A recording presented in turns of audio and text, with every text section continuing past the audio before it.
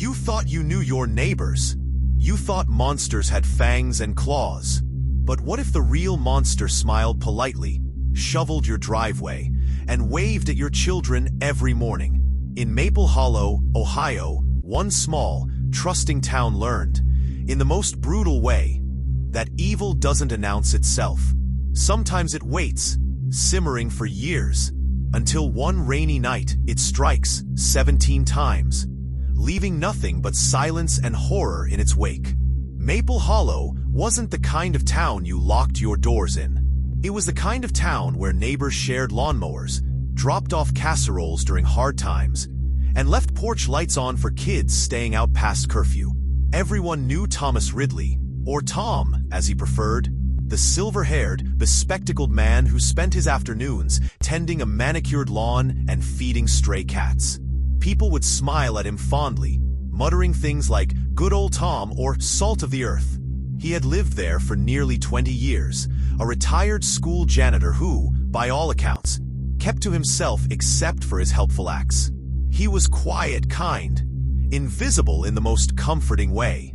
Across the street, in a modest two-bedroom house, lived Jessica Monroe and her daughter Sophie.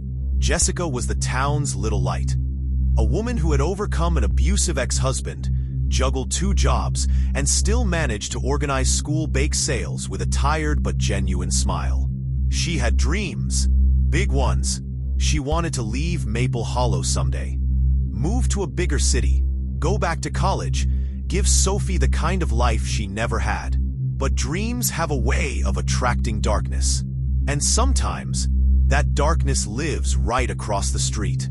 The rain started around 7 p.m., a soft drizzle at first, escalating into a howling storm that rattled windows and shook tree branches. Neighbors later recalled hearing something, a noise almost lost in the shriek of the wind. But it wasn't until around 10:15 p.m. that Mrs. Dobbins, Jessica's elderly next-door neighbor, saw Sophie standing outside, drenched and barefoot, staring blankly at the road. She wasn't crying. She wasn't screaming. She was just staring, as if her young mind couldn't process what she had seen. Police arrived within minutes. Inside Jessica's house, they found her body sprawled across the kitchen linoleum, her blood forming ghastly rivers down the cracks in the floor. She had been stabbed 17 times. Each wound told a story of rage, hatred, and chilling precision. There were no signs of forced entry, no valuables missing, no fingerprints, just a broken home, a motherless child, and a monster who vanished back into the night. Detectives first looked where they always look, inside the victim's circle. Jessica's ex-husband, Robert, was an obvious starting point. A man with a documented history of domestic violence. But Robert had an airtight alibi. Security footage placing him 2 states away at a truck stop the night of the murder. Co-workers and friends described Jessica as beloved, kind, but also fiercely independent. She was the kind of woman who didn't need saving, her best friend Lacey told detectives. She made her own way, perhaps too independent for some.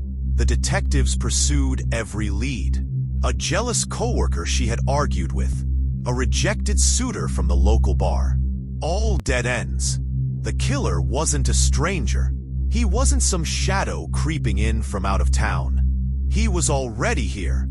Weeks passed. The town grew paranoid. Parents wouldn't let children play outside. Coffee shop gossip turned into whispered theories. Then, during a child psychologist session, Sophie said something that froze everyone in the room. Mommy told Mr. Tom to stop coming over. Mr. Tom Ridley, the nice man across the street. At first, even seasoned detectives resisted the idea. Tom, the man who repaired Mrs. Dobbins' broken porch swing last month? But instincts are louder than reputations. Investigators took a closer look at Tom's past. And what they found was chilling. 1985. Accused of assault with a deadly weapon against a female neighbor. Charges dropped for insufficient evidence. 1993.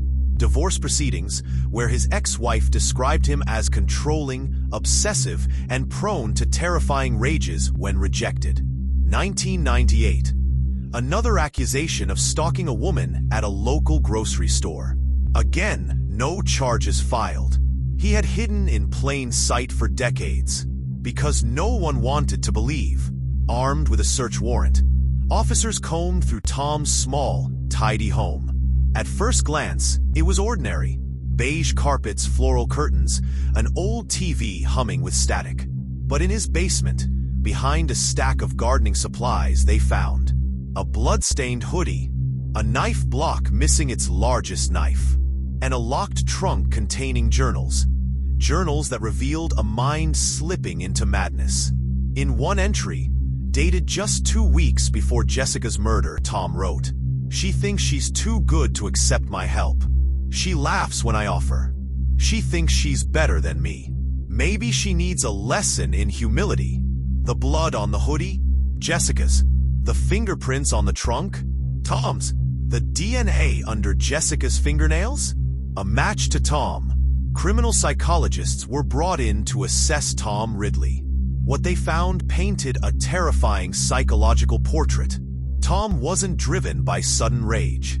He was driven by accumulated resentment. For years, he had cultivated a fantasy that Jessica, the pretty young woman across the street, appreciated and needed him. Every no thank you, every I'm fine Tom wasn't just rejection. It was a betrayal of the script playing in his mind. He didn't see Jessica as a person. He saw her as an actor who had forgotten her lines. When reality broke his fantasy, Tom snapped. Not out of passion, but out of planned, deliberate fury. The 17 stab wounds weren't about killing Jessica. They were about punishing her. On a rainy evening eerily similar to the night of Jessica's murder, officers arrested Tom without incident. He didn't resist. He didn't argue. He simply said, "She left me no choice." Later, during a chilling videotape confession, Tom spoke about Jessica as if she were property he had lost. "She owed me respect. I was good to her." When detectives asked why 17 times, he simply shrugged. She needed to understand. The trial of Thomas Ridley was more than a legal proceeding. It was a public reckoning. Neighbors packed the courtroom, their faces a mix of grief and disbelief. The prosecution presented the journals, the forensic evidence, Sophie's statements, painting an airtight, devastating case. Tom's defense? Temporary insanity. But no one believed him. The premeditation was too clear, the rage too carefully contained, like a slow-burning fuse. Tom Ridley was convicted of first-degree murder and sentenced to life without parole. In her victim impact statement, Jessica's sister said, "We thought monsters wore masks. We thought they hid in shadows. We were wrong. They bake pies for the church fundraiser. Maple Hollow would never be the same." Trust was broken, not by outsiders, but by one of their own. Community safety programs were established. Self-defense classes for women tripled in enrollment. Neighborhood associations built databases of prior offenders, even those with dismissed charges. Parents taught their children a harsh but necessary truth.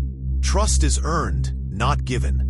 And Jessica Monroe, fierce, funny Jessica, became a symbol, not of fear, but of vigilance, of survival, of the uncomfortable truth that sometimes niceness can be a mask, hiding something unspeakable.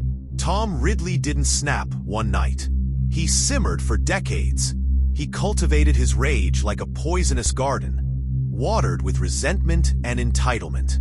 And when the seeds finally bloomed, the cost was unspeakable.